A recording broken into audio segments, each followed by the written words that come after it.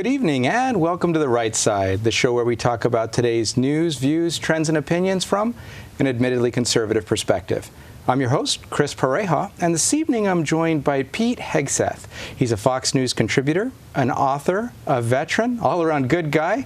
Pete, welcome to the show. Chris, I'll take that. Thanks for having me. Appreciate it. So tell us, we'll start with great guy and work backwards.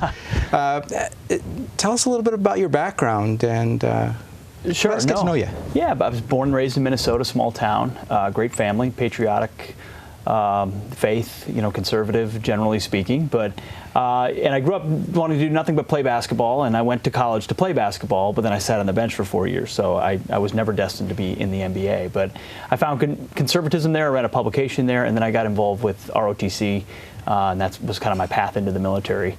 Did a couple of tours after that, and ran some veterans advocacy organizations as well. And now find myself as doing a little bit of commentating on television from an admittedly conservative perspective as well, and just wrote a book. So I don't really know what I want to be when I grow up. I just know that I want to serve this country as best I can, and I've had a pleasure of doing that in the military. Right, but you haven't, we were joking before the show that you started out in the ROTC and you went into the military, but you were actually fighting battles before that because it wasn't just any university you were going to. Yeah, no, I went to Princeton University, and I was the editor or the publisher of the Princeton Tory, which is the conservative publication there. And so, yeah, when I meet people who I graduated with, I say, do you like me or do you hate me? Because I'm not really sure. Because when you're a conservative on a liberal campus like that, you're going to test your mettle. And so I did learn to stand up for what I believed in. What the scary part is, though, I mean, campuses today have become so resistant to free speech and some of the ideas. I feel like half the things we said then would have gotten me kicked off campus today. Right. It's a totally different environment. And so, but knowing that that would be a threat in college campuses and you've escaped from there, you're not holding back. You're going after things like Fox News and other places where you're continuing to. I think it's prepared me a great deal, because when you have to adamantly face-to-face, and when you're younger, to defend ideas that you believed in. And then, frankly, there were a number of moments when I was confronted with a very well-informed left-wing perspective that I didn't have an answer to as a 20-year-old kid who went to public school and had a faith and a belief, but wasn't overly political. Mm-hmm. Have to go to the library or go to the internet and say, why do I believe what I believe? Or what does the Constitution say about that? Or what does my faith say about that? It taught me a lot, because I had to defend it without really any other support. And when you learn it, then you really know why you believe it. And you've actually run for office as well, which also tests your mettle at another level. Yeah, I ran for the U.S. Senate. When I came back from Afghanistan, I ran for the U.S. Senate in Minnesota. And I kind of came back from Afghanistan, tried to bum rush the process with good fundraising numbers and a lot of media attention. And we did well out the gate, but right now there's a lot of talk about caucuses at the presidential level. Minnesota is a caucus system, and frankly, the guy who beat me had a very good organization. It was the Ron Paul moment, and he was a favorite of the Ron Paul crowd. And so by the time we got to the convention, he had 60% of the delegates already wrapped up, and it was, by the third ballot, I was toast. So it was a incredible learning experience. Learned a lot about how it happens, how to make the argument, how to anticipate the way they're going to come at you. You learn how nasty politics can be when they come after you. But it was worth doing, and I would take a look at it again if it was the right moment. Yeah, and we talked a little bit about, in the political cycle, how things are one way and the media presents them one way, but you've actually had on-the-ground experience seeing some of the things that are controversial. For example, being inside Guantanamo Bay. Yeah. And we hear in the media this is such a cruel and unusual place. There are all of these things happening. The prisoners are horribly treated and everything else, but you saw a slightly different perspective when you were there. A very different perspective. So I was there in 2004 and 2005 as a guard. We weren't the military police walking the blocks, but we were kind of on the towers and the gates, the traffic control points. We were the QRF if things really went wrong, transfer detainees from there to the airfield. And when I was there were about 650 detainees. It was full, more or less. Now there's only 90. And even then, in 2004 and 2005, they were excellent conditions for the detainees. They were well taken care of, religious observances, same health care as the guards were getting, the types of meals that were observant of their Muslim faith. It was, even then I could very confidently say we treat these guys very, very well. Now, thankfully, at Fox News Channel, they give me a chance to report on some of these things as someone who has had a firsthand experience. So I just went back down to Guantanamo Bay about 6 weeks ago and reported on it. Now there's only 90, as I said. They're in a supermax facility down there, and it's amazing. I mean, they've got top-notch world-quality health care. Most of them, if they have health problems, it's obesity because they're fed so well. They've got all the observant items they could want. They're indoor-outdoor, so they can go inside or outside 23 hours a day. They get 300 satellite channels, and they can pick of two different TVs on wireless headphones, a full library, DVDs, video games. These guys are well taken care of. And, you know, this administration says they want to close it because of its propaganda value. There's no propaganda value right now to closing Guantanamo. If we close it, you know who's going to get the propaganda win? The bad guys, the Islamists, who can say we forced their hand and got them to close it. Well, but at least, I mean, this has got to be, they're buried in canisters under the ground when they're getting their 300 cable channels, right? It's an old facility, 110 years old. Yeah, that's what's amazing, because I didn't know how it necessarily compared to civilian facilities as well. So I asked the commander there, and who had been a part of facilities in the United States, how does it compare? He said, it's the best prison I've ever seen. He said, it's top-notch, world-class. It's clean. The protocols are top-notch.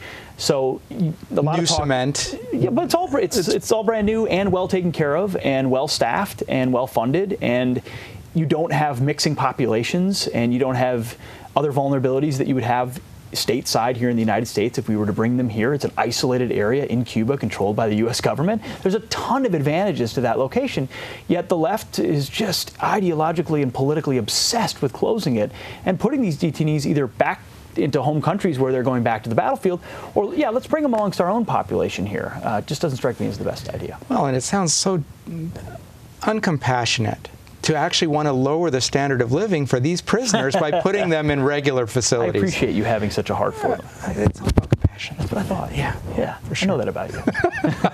No, it's amazing because I had a guard who, one of the members of my platoon was a Coptic Christian, an Egyptian. And so I would sit with him in the towers some nights, and we would just listen and observe. You'd see the classes of different detainees. You'd have the Afghans, kind of lighter skinned, and then you had the Arabs, darker skinned. There's definitely a hierarchy, and he would interpret for me.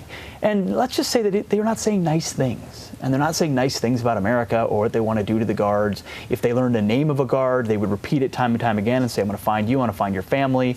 This, after to the military police, they're throwing cocktails of feces and urine and semen. I mean, it just, they're nasty. They want, and that's why you see 30% of them going back to the battlefield as a minimum with a recidivism rate. Others clearly continue to be sympathetic, and the worst of the worst are there right now. So you think if we let them go, they're going to go back and start a school? Probably not. Not unless they're burying something under it. That's right. That's right. Yeah, but it's one of those scenarios. It's the truth versus the emotion. Yes. And so you're contributing regularly to Fox. Talk to us about the kinds of programs you're involved in, the kinds of things you're getting to see there and cover. I'm learning as I go. I've been a contributor for a couple of years, and even before that, my job was to kind of comment on vets issues, military issues, national security, foreign policy, things that I had seen, a lot about Iraq and Afghanistan. Mm-hmm. And more recently, they've just been affording me other and additional opportunities. Had the opportunity to do some guest hosting on Fox and Friends, which is the morning show out of New York. It's a little early here. It's live there at 6 a.m., so it's on from 3 to 6 out here in California. So I think the viewership's a little slimmer out here than it is on the East Coast for Fox News people reasons. Don't watch as much out here generally, so it's probably okay. So, no, it's a wonderful opportunity, and I have 3 hours of live TV, so I'm learning as we go from a serious segment about ISIS to cooking, your mom's stew. I mean, and then a segment about shopping deals. Right. It's interesting. But then I also am on the Kelly File and Outnumbered, which is kind of the view for Fox with the 4 intelligent, beautiful ladies with one lucky guy in the middle talking about the news of the day for an hour. And your name is Lucky. And my name is Lucky. Yes. I have had the good fortune of doing it many times, and it's a lot of fun. You do the same thing. First show I ever did was we did a bunch of hard news, and then the last segment is, why does my wife love her shoes more than she loves me? And so I called my wife, and I said, why does she fantasize about her shoes? So I called my wife, and she said, you know what, it's true. There's this pair of blue snakeskin pumps that I've been fantasizing about for a couple of weeks. I said, when's the last time you fantasized about? No, okay, let's leave it right there. And I get off the show, and I get a call from a number I don't recognize, and I just decided to answer it. And it was my brigade commander from Iraq. saying, did I just see one of my platoon leaders talking about high heels on national television? So worlds colliding all over the place. But I thought it was Nordstrom calling to offer you a sponsorship pair of shoes. Nordstrom, if you're watching, I'm all in for that. Yeah. But yeah, no, it's amazing. I'm learning. It's fun. And what I love about it the most is the ability to give voice. Humbly, so many have done so much more than I have.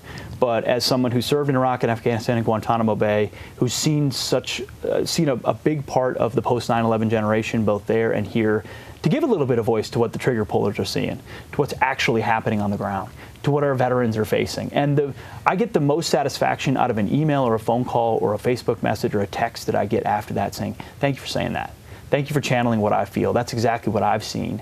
And I've had the good fortune now of kind of becoming a magnet for people saying, hey, have you heard about this? Have you seen this? This is going on. This is what I'm facing. And I treat that responsibility very seriously. If I can bring voice to some of that and expose people to what's really going on, I think that's part of the service. And you're a heavy advocate for veterans in the first place, including lobbying and trying to get bills passed to make sure that they're cared for. So this is important stuff for you. It really is. And originally, for me, it was around the battlefield, and it still is. I mean, my heart and soul is on our defense of our nation and national security and America's role in the world. It's a big part of what I write about in the book as well. But more recently, with advocacy efforts, it's been around fixing the VA, which continues to be bureaucratic, single-payer, government-run health care for our veterans. And it didn't work 2 years ago. Hasn't worked for decades, but it didn't work 2 years ago when the scandal started, when most people started to realize about the manipulation of secret lists and wait lists. But here we are 2 years later, and very little has changed for veterans on the ground or in Washington. And it's been really a lesson for me about how you try to make change, and I think we've had some successes, but really how powerful the status quo is. Even in the veterans space, where it's supposed to be nonpartisan and everyone's supposed to agree, whether it's the White House or the VA bureaucracy or the government unions, or frankly a lot of other veterans groups who are wedded to the existing system, the status quo is powerful. And when you go there to try to change it, you don't make a lot of friends, even if it's vets issues. Right. Yeah. So you mentioned the book. It's called In the Arena. Tell us a little bit about what the book's about. Yeah, so the book's called In the Arena, and it is Teddy Roosevelt. It's a Teddy Roosevelt quote called the Man in the Arena quote that's always spoken to me about. It's not the critic who counts, it's the man who's in the arena, whose face is marred by blood and sweat and dust. And if he fails while daring greatly. And the quote goes on. I carried it with me in Iraq and Afghanistan and Guantanamo Bay in a frame, and I always loved the quote because it motivated me. And then one day I read the actual speech that he gave in 1910 called Citizenship in a Republic. And he gave it to a French audience in between his Republican presidency and before he descended into sort of the Progressive Party and Bull Moose candidacy and some of the mistakes that Teddy Roosevelt made that gave us Woodrow Wilson and other things. But the speech really spoke to me because I felt like it is exactly what America needs to hear today. The centerpiece of the speech was citizenship. What does citizenship mean? And that great republics can only stay great if they have good citizens, citizens that understand what makes that great republic special. And if you look around at our politics today and our country today, we're missing a lot of that. And there's a lot of chanting and finger pointing and slogans and protesting, but not enough of the basic citizenship like he talks about, which is hard work, the willingness to fight, either on the battlefield or in the arena of ideas, strong, healthy families, character, being efficient, just basic things that as individuals we can do to be better citizens in this country. So I make the argument about citizenship here at home and then leadership on the world stage, that if America isn't the leader of the world, who's it going to be? And I know there's a lot of people frustrated about America as the world's policeman or whatever you want to call it. But if we were to step back and not be the leaders of the world, who will it be? And I don't think there's anyone that has a good answer that would increase freedom in this world. So we've got to be intentional about where and when we use our force and how we use our military. But we shouldn't be ashamed that America is the beacon of freedom in the world, that it is up to us to be the guarantor of that. And we do need to maintain the most strongest military. So I tell some stories from Iraq and Afghanistan, but it's most certainly not a biography. It's not about my life. It's meant to make an argument about the future of our country and really be, I hope, be a call to arms for people to say, how can I do more? How can I be a good citizen? How can I get in the arena? And proper disclaimer, call to arms does not mean that you're endorsing the militia or asking people to... A civic call to arms. Thank you for clarification. Yes. Don't want to upset anybody. You got it.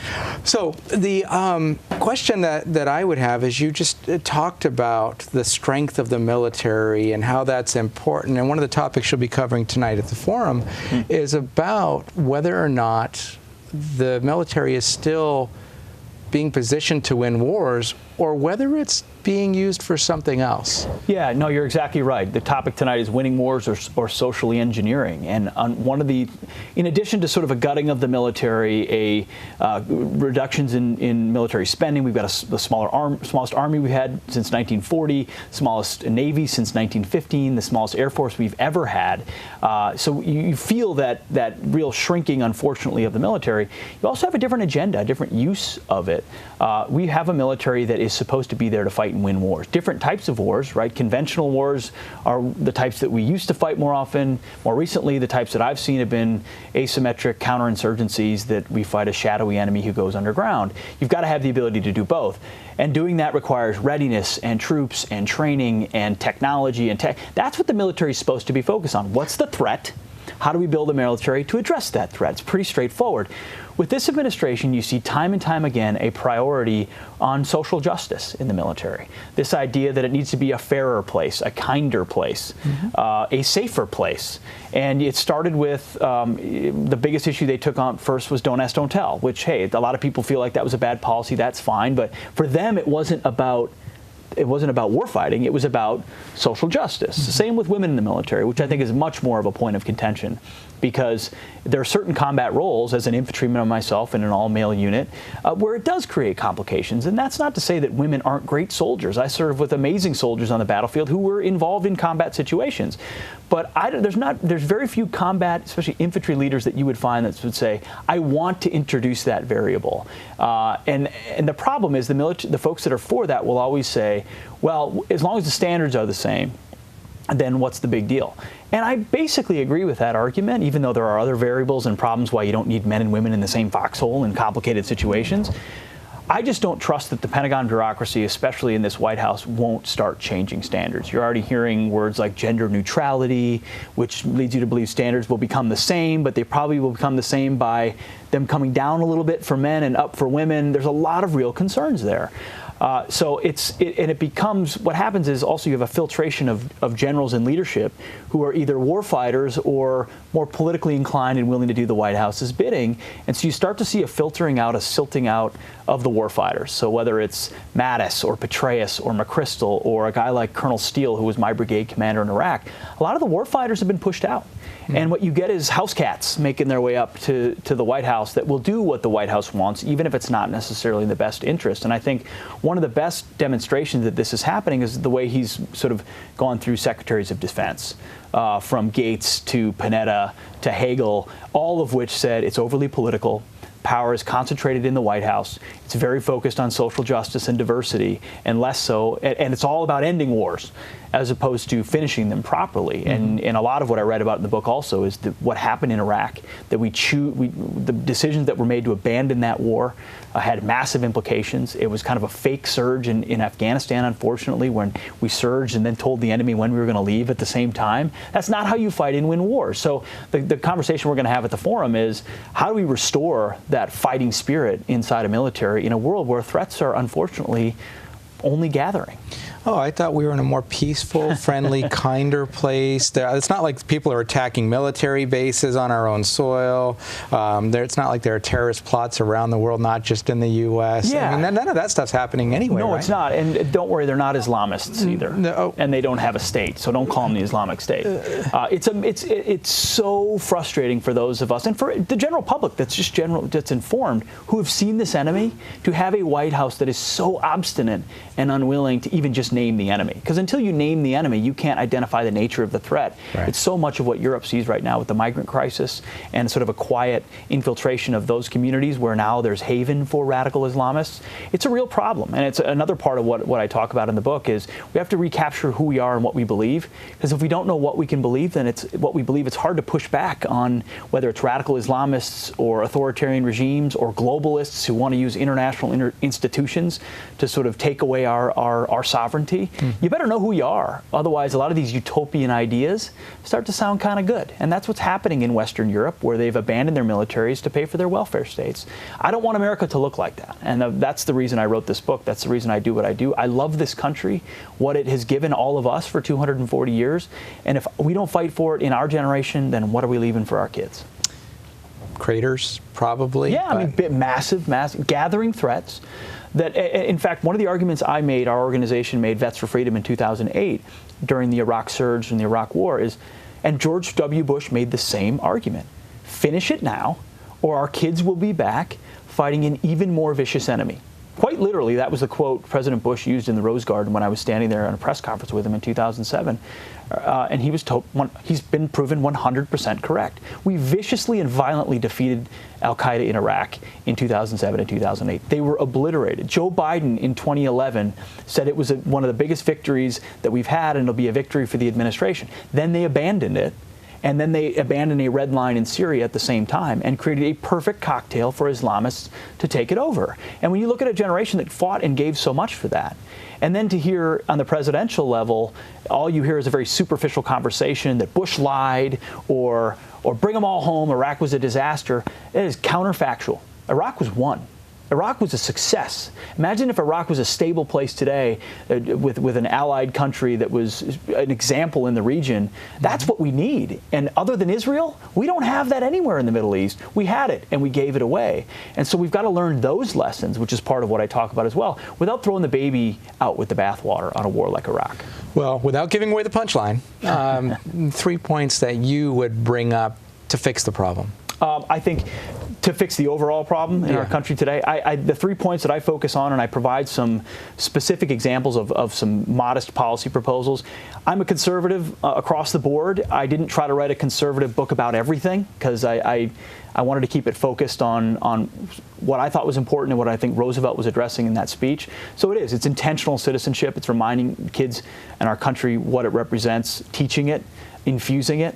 And then teaching people that it isn't just voting once every 4 years and doing jury duty. It's intentionally being a part of your community, your church, your sports teams, your civic duties, joining the military, whatever it is to be a part of this country. And then the other part is equal opportunity. I think as conservatives, we have to fiercely guard equal opportunity. We're not the equal outcome party. That's the left. They want the equal outcomes.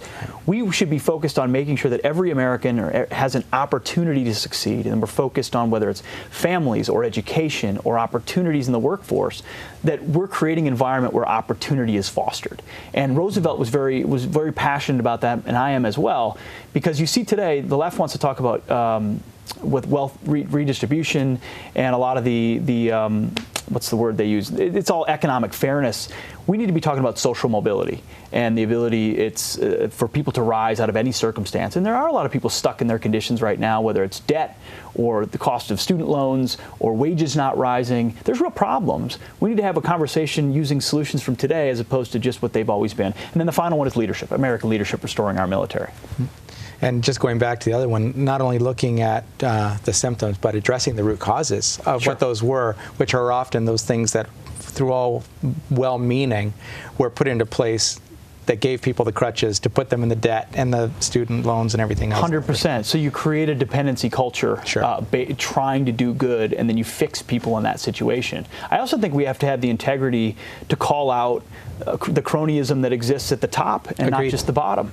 And we get pigeonholed as the party that protects the rich guys. Well, I'm not rich. I'm not here to protect the wealthy. They should play by the same rules as everybody else. And when there's cronyism at the top or bailouts at the top, we need to get rid of that and be willing to do away with that, because the little guy doesn't get that, and they see a stacked system that's weighted against them. The left does a good job exploiting that through emotion. There's ways we can point that out and attack it also. We have to cut to a break in just a moment, but do you have a website where people can find out more about you? They can go to PeteHegseth.com, the bio, book information, things like that. Great. Thanks for joining us, Pete. If you hold on for just a moment, you got it. We'll be back after a word from our underwriters, the Conservative Forum. Some people think that a meeting of conservatives in Silicon Valley could fit in a small room. In fact, when the Conservative Forum was founded in 2003, we did meet in a small room, a coffee shop in San Jose. It doesn't get more grassroots than this. It may surprise you that there are thousands of people right here in Silicon Valley who share your principles of liberty, free markets, and limited government.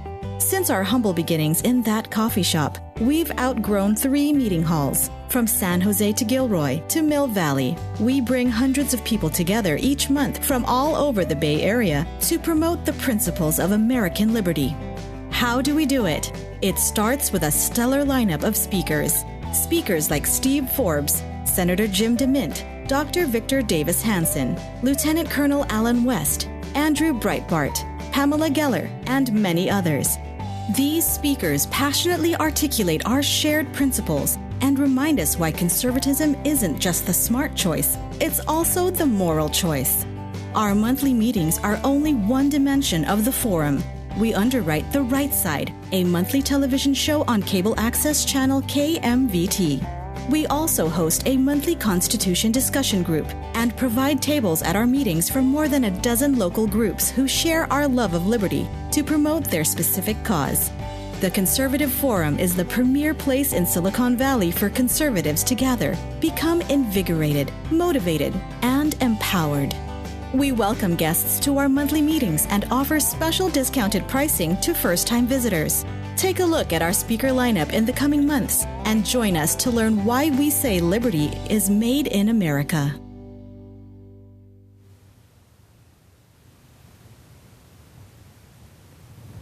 And welcome back to The Right Side. That was a word from our underwriters, the Conservative Forum. We appreciate them tremendously for keeping this show on the air for this is now the 5th season, so the last 4 years. But what they're best known for is their speaker series, and that was the reason we were blessed with having Pete in the studio this evening. He'll be the speaker this evening at 7:30 at the IFES Portuguese Hall at 432 Stirling Road, right around the corner from here in Mountain View. In May, John Eastman, faculty member of the Chapman University Law School since '99, will be speaking. He serves as the chairman of the board of the National Organization for Marriage. And then in June, Yaron Brook will be returning as he's the executive director of the Ayn Rand Institute and co-author of Free Market Revolution, How Ayn Rand's Ideas Can End Big Government. Sounds like a recurring theme here on this show, the end of big government. And speaking of that, we just appreciate Pete tremendously for being here this evening. And I'm biased, but I believe everything he said to be true because I agree with it.